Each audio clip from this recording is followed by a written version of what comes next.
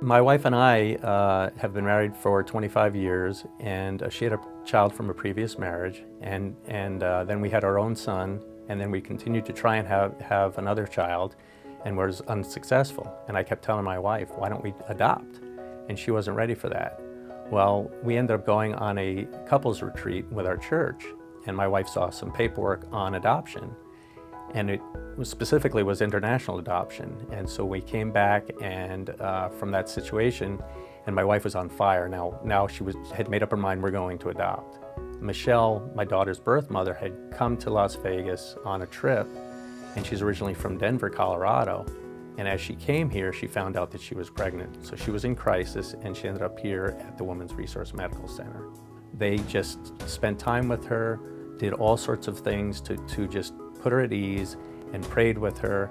And through that whole experience, Michelle decided that she was going to give her baby up for adoption because she knew that was the best option for her at that time.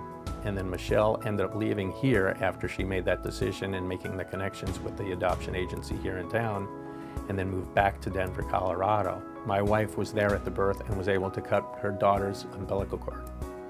That was huge.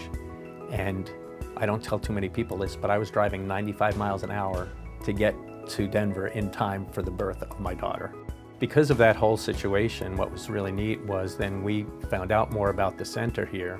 And so since that time, we've been coming annually to the Banquet. And then about 3 years ago, I was praying as I was finishing up a job, and I was looking for what was going to be my next mission in life, and I was praying for where God was going to place me.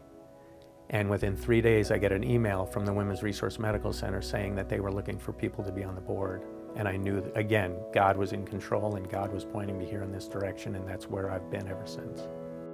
And at this point, I would love to introduce you to my daughter, because now this is 17 years after the fact of us going through that adoption, and here is my beautiful daughter, Alyssa. And I'm just so proud of her for all of that she's brought into our family.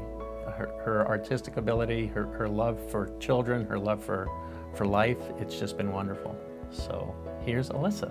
I got very blessed with the family that I got placed in when I was adopted. I have a fabulous brother who got me into theater, actually.